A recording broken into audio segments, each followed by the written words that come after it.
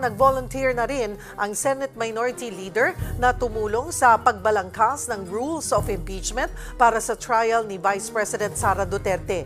Tingin tuloy ni Senate Rules Committee Chair Francis Tolentino, masyado umanong nagmamadali si Senator Pimentel. Let's wait for the decision of the Supreme Court. Nung isang araw nga, nasabi ko kung nagmamadali si Senator Pimentel, simula na niya, I will designate him as a special chairman of a subcommittee on impeachment amendment rules.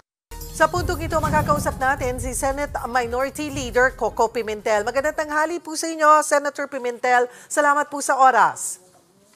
Cheryl, magandang tanghali at sa lahat po ng nakikinig sa atin. Senator, unahin ko na pong kunin yung inyong reaksyon sa sinabi ni Senator Francis Tolentino na kung nagmamadali ka ay simulan nyo na raw ho yung impeachment. Well, ang nagmamadali actually ang Constitution. Yung forthwith, yes. Wala naman yan sa bokabularyo ko eh.